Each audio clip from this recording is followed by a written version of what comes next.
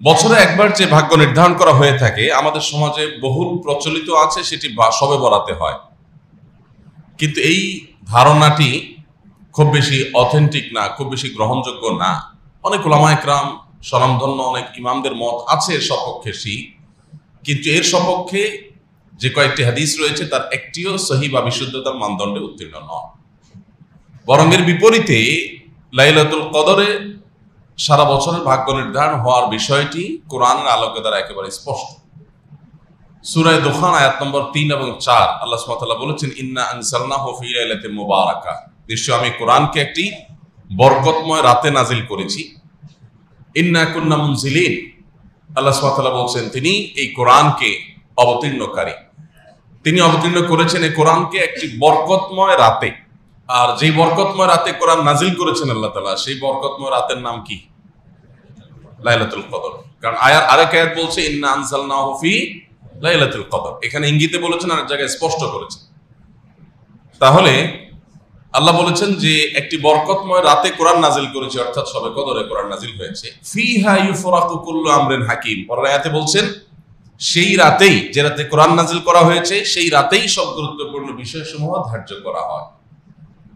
পরিষ্কার একেবারে যে মানুষের ভাগ্য নির্ধারণ হয়ে থাকে লাইলাতুল কদরে, এবং জমহুর বা বেশিরভাগ উলামাদের ইমামদের মতো এটাই, যে লাইলাতুল কদরে মানুষের ভাগ্য ঠিক হয়ে থাকে। যাই হোক, আমাদের সমাজে শবে বরাতে মসজিদে আমাদের অনেক বেশি ভিড় হওয়ার একটা বড় কারণ হলো আমরা জানি এটি ভাগ্য নির্ধারণী রজনী। সো আমরা এই এক রাতে আল্লাহর ইবাদত বন্দেগী, চোখের পানি, দোয়া দুরুদ করে সারা বছরের যদি ভালো থাকা যায় তো মন্দ কি?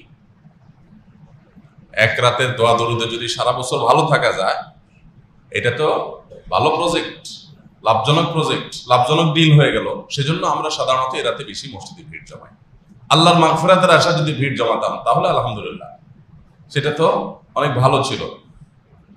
এমনকি মাগফিরাতের জন্য একদিন কান্নাকাটি করে সারা বছর সব গুনাহ, সব পাপাচার রাস্তা খোলা রাখলাম, এটা মাগফিরাত পাওয়ার কোনো পদ্ধতি না। সন্দেহাতীত ভাবে বছরের একটি রাতেও ইবাদত বন্দেগী না করে ওই একটা রাতে ইবাদত বন্দেগী করে সেটা অ্যাপ্রিসিয়েট যোগ্য, অন্তত এই টেন্ডেন্সিটা অ্যাপ্রিসিয়েট যোগ্য। কিন্তু পদ্ধতিটা আরো যৌক্তিক হওয়া দরকার, আরো দলিল সমৃদ্ধ হওয়া দরকার, আরো সুন্দর হওয়া দরকার।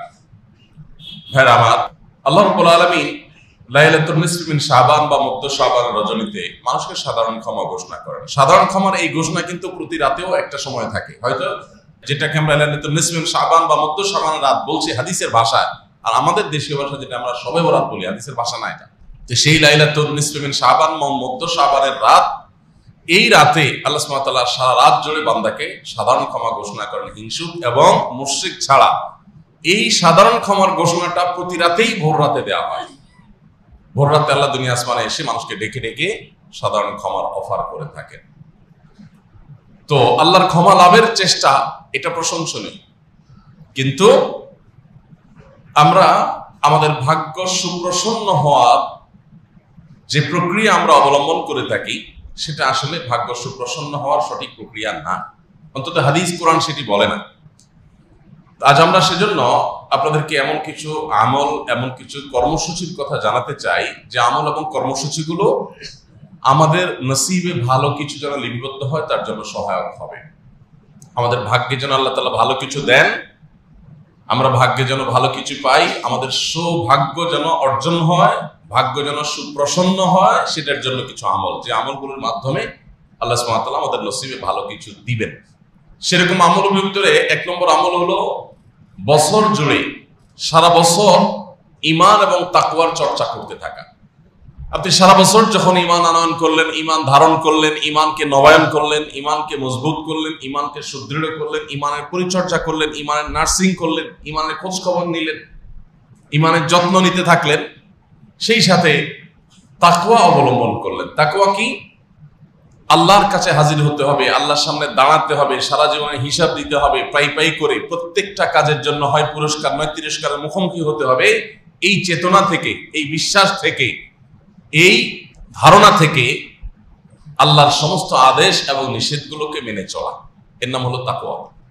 পুরো কোরআন খুললে আপনি দেখবেন কোরআনের শুরু থেকে শেষ পর্যন্ত আমাদেরকে তাকওয়ার ব্যাপারে আল্লাহ তাআলা আদেশ নিষেধগুলো দিয়েছেন যে আমরা যেন মুত্তাকি হই, যেন তাকওয়া চর্চা করি। ওয়াল আকিবাতু লিত তাকওয়া, মানুষের শেষ পরিণাম ভালো হবে তাকওয়ার জন্য। ওয়াল আকিবাতু লিল মুত্তাকিন, মুত্তাকিদের জন্য শুভ পরিণাম হবে। জান্নাত সম্পর্কে বলেছেন উইদ্দাত লিল মুত্তাকিন, এটা মুত্তাকিদের জন্যই প্রস্তুত করা হয়েছে। কোরআন সম্পর্কে বলেছেন হুদাল লিল মুত্তাকিন, এটা মুত্তাকিদেরকেই পথ দেখাবে। গোটা কোরআন দেখবেন যে সমস্ত আয়োজন মুত্তাকিদের জন্য। সেই মুত্তাকি হলো সে যার অন্তরে আল্লাহর ভয় সদা জাগ্রত থাকে। কোনো কাজ করতে গেলে মাথায় চলে আসে আল্লাহ দেখছেন, আল্লাহ তাআলা আমার এই কাজের উপযুক্ত বিনিময়ের মুখোমুখি করবেন, ভালো হলে পুরস্কার, মন্দ হলে তিরস্কার। এই বিশ্বাস, এই চেতনা অন্তরে সদা জাগ্রত রাখা এবং সেই বিশ্বাসের চেতনা আমাকে পরিচালিত করবে, এটা ধারণ করতে পারার নাম হলো তাকওয়া।